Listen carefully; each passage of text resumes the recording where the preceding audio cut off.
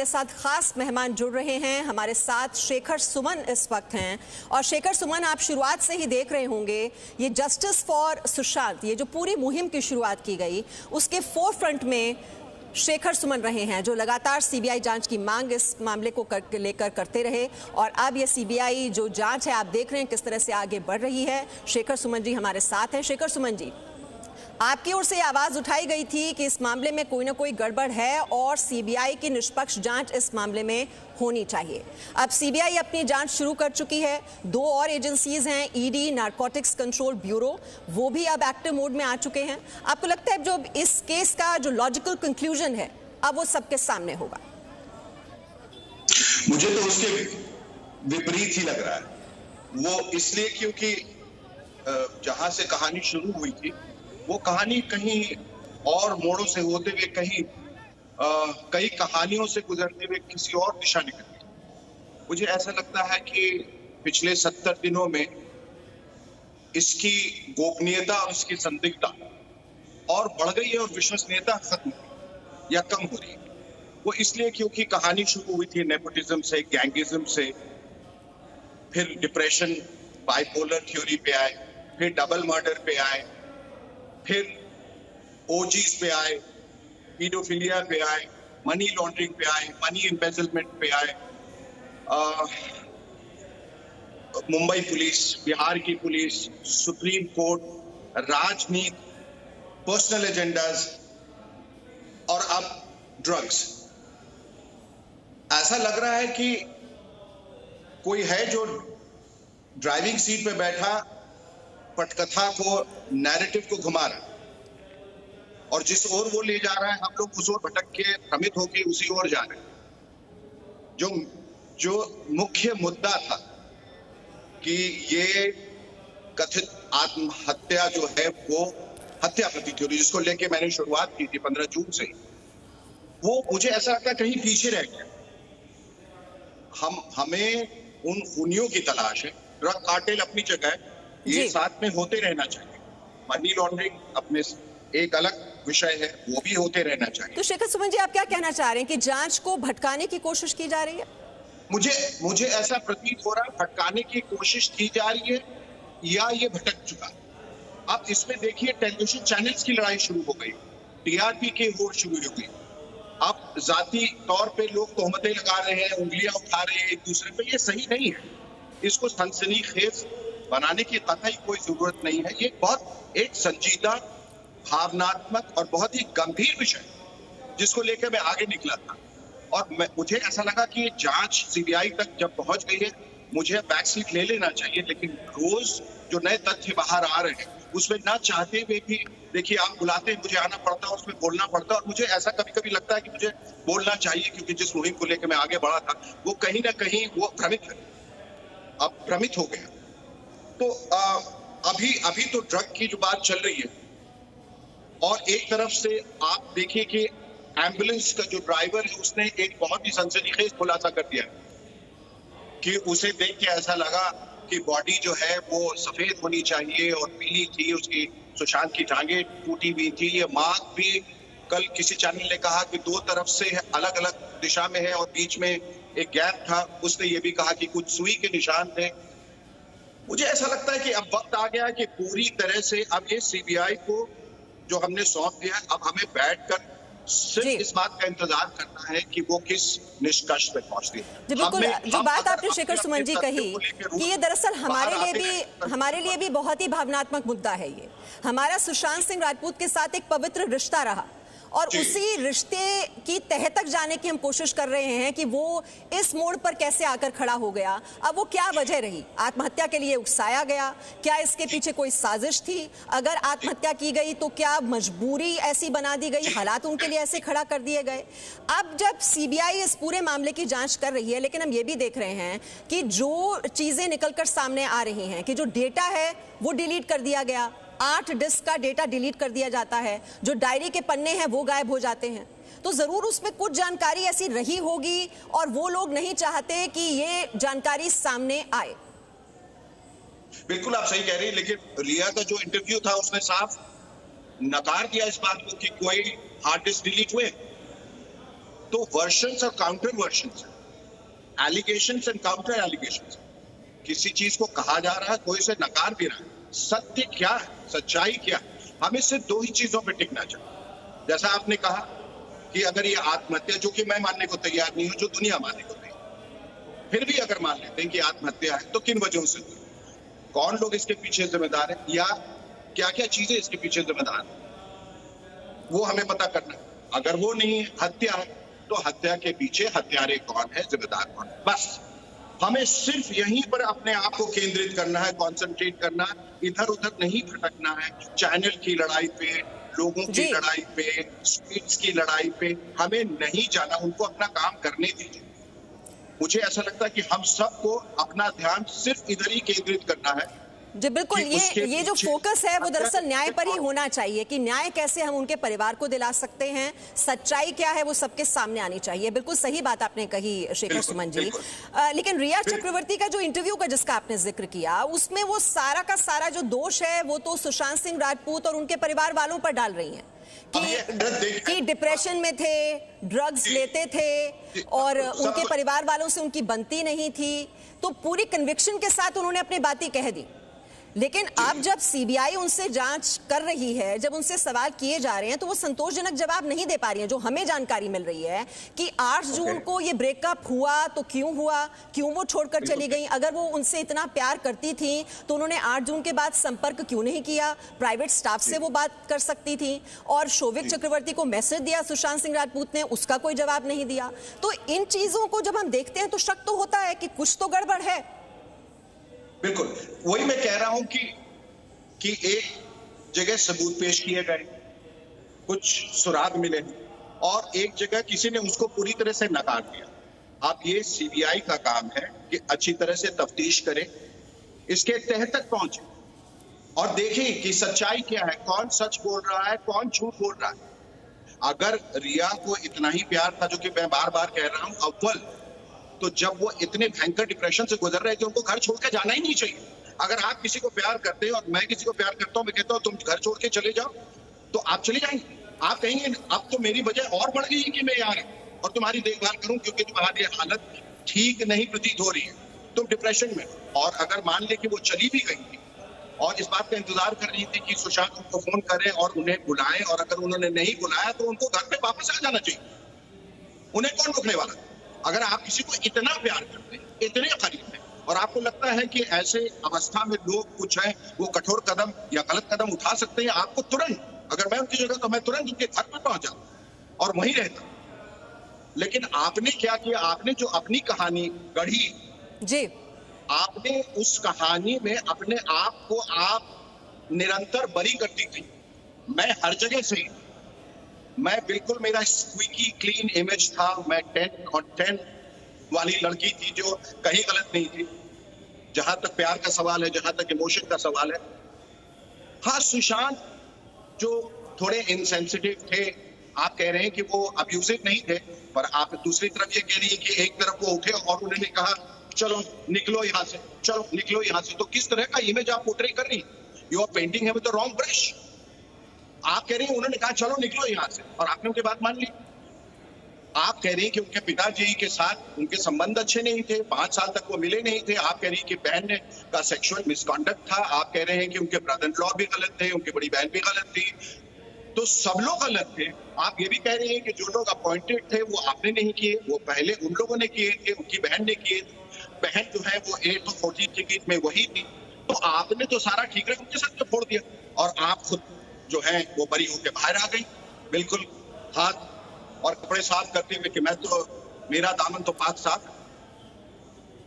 तो आप देख रहे हैं कि किस तरह से इसमें इतने सारी पेच हैं, अभी उनको परत दर परत खोलना पड़ेगा। अब सीबीआई का काम।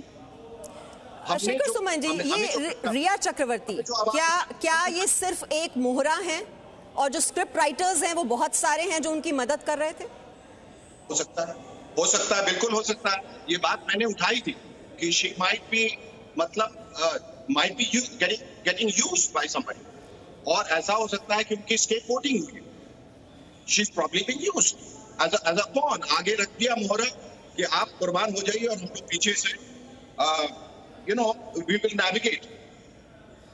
और इसमें बहुत सारे लोग हो सकते हैं या नहीं भी हो सकते, या सिर्फ अकेले हो सकते हैं। शेखर सुमन, कौन हो सकते हैं लोग? आप तो इनसाइड स्टोरी बॉलीवुड की जानते हैं, इतने सालों से वहां पर हैं। ये जो मूव्स हो रहे हैं, जब हम चेस बोर्ड पर देखते हैं कि कोई आगे ये चाल चली जा रही है, उसके पीछे दिमाग भी बहुत लोगों का होता है। और जो जिस तरह के कॉन्वर्सेशंस आ रहे हैं महेश भट्ट के साथ उनके, तो कुछ ना कुछ लोग हैं जो कि इन्फ्लुएंस कर रहे थे उनको। क्या उनके अपने हित भी वो साधने की कोशिश कर रहे थे उनके जरिए?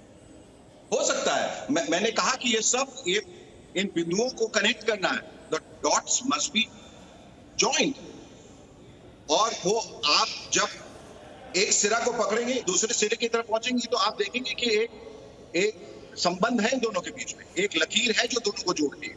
हर चीज जो पहलू से आप बात कर रहे हैं, आप देखिए, चाहे दिशा सालियन की बात करें, वो आके सुशांत से जोड़ रहा है। ट्रक की बात करें, वो सुशांत से जुड़ रही है। नेपोटिज्म की बात करें, गैंगिज्म की बात करें, वो सुशांत से जुड़ रही है। उनकी बात कर रहे हैं, वो इससे जुड़ रहे हैं। उनकी बात कर रहे हैं, वो इससे जुड़ रहे हैं। डबल मर्डर की बात कर रहे हैं, वो एक दूसरे से जुड़ रहे हैं। रेप पार्टीज की बात कर रहे हैं, वो इनसे जुड़ रहे हैं। जो सुशांत को बताया गया, जो वो कहना चाहते थे, प्रिज्यूमेबली कथित तौर पे जो कहना चाहते, जिसके लिए वो प्रेस कॉन्फ्रेंस करना चाहते थे, या जो डिलीट किए गए फाइल, जो उनके पास आर्टिफिशियल इंटेलिजेंस का जो एक जो जिस ऐप पे वो काम कर रहे थे, वो कोई गायब कर गया और उसको डिलीट कर गया। ये सारी चीजें एक दूसरे से जुड़ी। लेकिन हम घूम फिर के हम फिर इसी मुद्दे पे आते हैं कि कौन थे ये लोग और इसका मास्टरमाइंड कौन है, अगर है, जिसने ये सारी पटकथा लिखी, जो ड्राइवर सीट पे बैठा हुआ है, जो सब कुछ नेविगेट कर रहा, वो कौन? और इसकी अगर हत्या हुई तो उसका मोटिव क्या है, उसे पता करना बहुत जरूरी।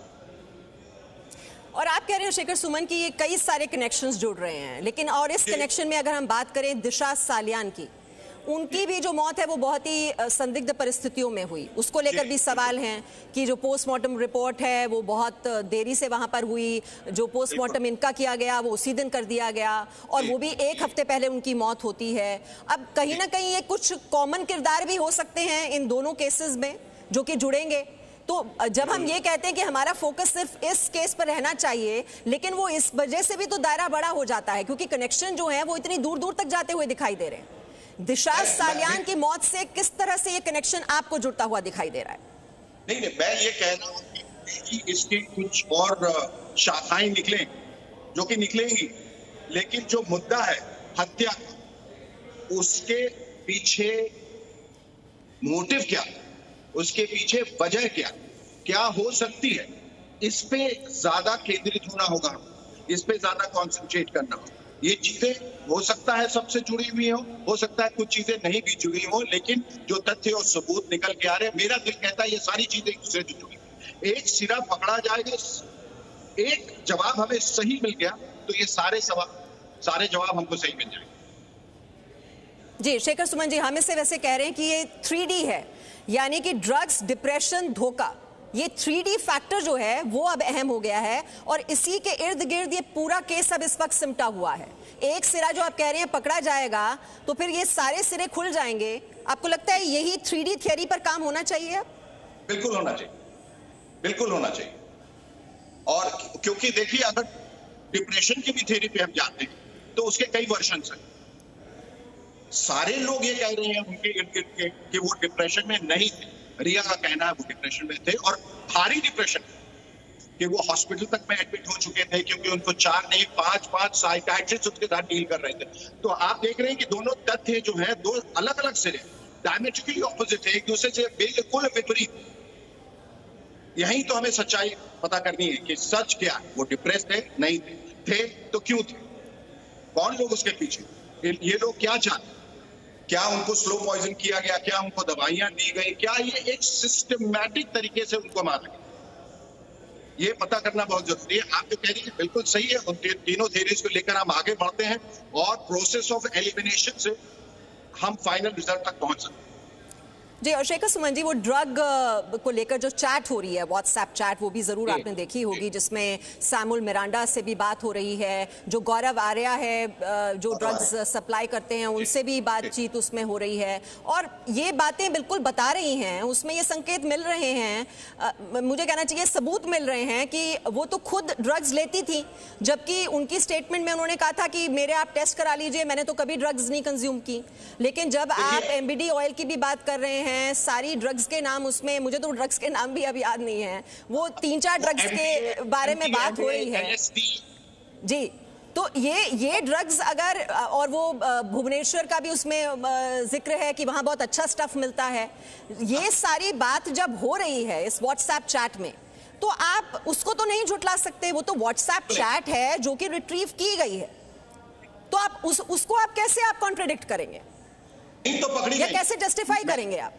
मैंने कहा कि उन्होंने बहुत सफाई से, बहुत मेहनत करके, it was a well rehearsed interview, जहां उनको सवाल पहले भेज दिए गए थे, उन्होंने अपने मन में उसे बहुत दोहराया, क्योंकि कोई भी कितना भी अच्छा बोलने वाला, कितना भी अच्छा ओरेटर हो, हम आप जो भी बैठते हैं कैमरे के आगे, जब सवाल पूछा जाता है और हम जब लाइव रहते हैं, तो एक थिंकिंग प्रोसेस शुरू हो जाता है, जब हम सोचते हैं, फिर सोच के बोलते हैं, कभी ठहरते हैं, कभी रुकते हैं, कभी कभी अटकते भी हैं।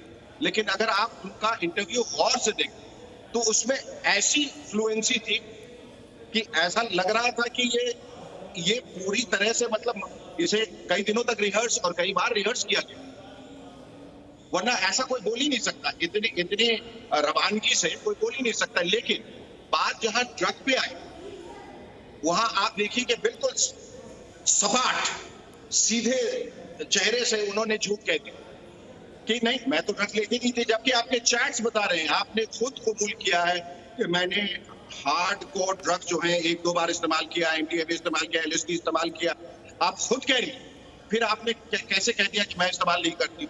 और ये करता है, जब आपसे ड्रग का सवाल पूछा गया तो आपने कहा कि नहीं, अभी तो ये सीबीआई जांच हो रही है तो उसको असर डालेगा उस पर, तो मैं इसके बारे में बात नहीं करना चाहती। लेकिन जब सुशांत की बात आई तो आपने फौरन कह दिया, हाँ ये ड्रग्स लेते थे, ये चरस लेते थे, ये गांजा लेते थे, ये अलग अलग जो ड्रग्स है उसका सेवन करते थे, वो आपने कैसे कह दिया? फिर सीबीआई जांच आ रही नहीं आ रही? और चैट को आप कैसे झुठला सकती? वो तो आपके सामने है, जो आपने कहा मेरा स्टफ खत्म हो गया, this was I need more stuff, ये हम गाड़ी में बैठेंगे एक्सचेंज कर लेंगे, वो तो सब आपके सामने है। हाथ कंगन को आरसी किया, पढ़े लिखे को फारसी किया, सामने सब कुछ है उसमें। और ये जो व्हाट्सएप चैट्स हैं शेखर सुमन जी, ये 2017 में भी पता चल रहा है कि वो ये ड्रग्स जो है लेती थी, 2017 के चैट्स भी हैं। लेकिन जो प्राइवेट स्टाफ रहा है सुशांत सिंह राजपूत का, बहुत से लोगों के वहां पर जानकारी निकलकर जो सामने आ रही है, जो उनके इंटरव्यूज लिए गए हैं, वो यही कह रहे हैं कि 2020 तक, जनवरी 2020 तक उन्होंने कहा है कि किसी तरह की कोई ड्रग कंजम्पशन नहीं करते थे, ना ही डिप्रेशन में थे। जो उनकी जाने वाले अंकिता लोखंडे हैं वो भी कह चुकी हैं कि डिप्रेशन में हो ही नहीं सकते, ड्रग्स वो लेते नहीं थे। यानी कि क्या ये एक सोची समझी एक साजिश के तहत पहले ये उन्हें बताया नहीं गया, ये ड्रग्स देनी उनकी कॉफी में, चाय में ये डालनी शुरू कर दी गई, धीरे धीरे उनके जो सिम्टम्स हैं वो आने लगे होंगे, हो सकता है विड्रॉल सिम्टम्स भी उनको महसूस हो रहे हों, तब उन्हें साइकेट्रिस्ट के पास ले जाया गया। वो जो उनके ट्रेनर्स हैं वो भी कहते हैं कि उनके हाथ थोड़े कांपने लगे थे बाद में। अब ये जब सिम्टम्स आ रहे होंगे तो सुशांत सिंह राजपूत को भी शायद खुद लगने लगा होगा कि कुछ उनके साथ हो रहा है, और शायद वो फिर इस बहकावे में आ गए हों। और जो सारा फाइनेंशियल कंट्रोल है तब तक, क्योंकि 2019 नवंबर का ये पूरा मामला है जब ऑडिटर की नियुक्ति भी हो जाती है, प्राइवेट स्टाफ को पहले ही वहां से निकाल दिया जाता है जो बहुत ही विश्वस्त रहे थे सुशांत सिंह राजपूत के, और पूरा कंट्रोल अपने हाथ में ले लिया जाता है।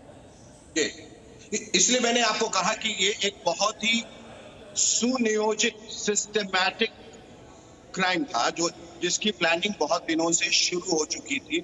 इसमें धीरे धीरे आपने देखा कि जब कहानी शुरू हुई थी सिर्फ 1 या 2 कैरेक्टर्स थे, अब आते आते कम से कम अब 20 हो गए। यानी कि बहुत सारे लोग मिलकर इसको प्लान कर रहे थे, बहुत लोगों को कॉन्फिडेंस में लिया गया था, और अगर ड्रग की आदत हो सकता है इनको लगाई गई हो, इनको रोकने की कोशिश नहीं की गई हो, इनको अलग अलग तरीके से ड्रग्स दिया गया जो इनको गुमान नहीं था कि मेरे साथ क्या हो रहा है, क्या फिजिकल चेंजेस आ रहे हैं, क्या मानसिक संतुलन मेरा क्यों बिगड़ रहा है। और ये सब लोगों ने नोटिस करना शुरू किया और आदमी क्या है, घबरा जाता है जब इस तरह से होता है।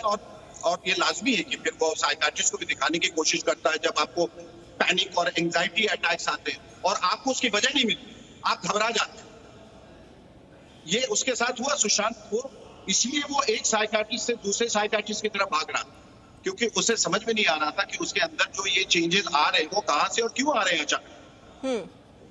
तो इसलिए मैं कह रहा हूं कि ये बहुत ही सुनियोजित तरीके से किया गया और इसकी खबर उन्हें कानो कान तक नहीं पहुंची। ये उनके साथ होता रहा धीरे धीरे, शनय शनय, और आखिरकार जब वो उस स्टेज पे पहुंच गए जहां लगा कि अब ये पॉइंट ऑफ नो रिटर्न है, तो ये जिस ध्येय के साथ आगे निकले थे उन्होंने इसको अंजाम दे दिया कि अब इस वक्त अगर इनकी हत्या की जाए तो ये शायद इतने होश में भी नहीं रहे कि इनको पता चलेगा कि इनके साथ क्या हो रहा है। शायद वो ये लड़ भी नहीं पाए। जी शेखर सुमन जी, मुझे बनमूरन अब एक छोटा सा ब्रेक लेना होगा, लेकिन आप कहीं मत जाइएगा अभी, क्योंकि लोग बहुत ही दिलचस्पी से आपकी बातें सुन रहे हैं, समझने की कोशिश कर रहे हैं इस पूरे केस को। और बॉलीवुड भी हम देख रहे हैं कि अब इस वक्त दो गुटों में बंट चुका है। और साथ ही साथ आपका वो स्टेटमेंट मुझे याद आ रहा है जिसमें आप कहते हैं कि बॉलीवुड में भी माफिया है। अब ये जो ड्रग्स माफिया का और ये राजनेताओं का जो नेक्सस है, इस पर भी जरूर हम आज आपसे चर्चा करना चाहेंगे। आप रहिए हमारे साथ, मुझे एक छोटा सा ब्रेक लेना होगा, जल्द लौट रहे हैं।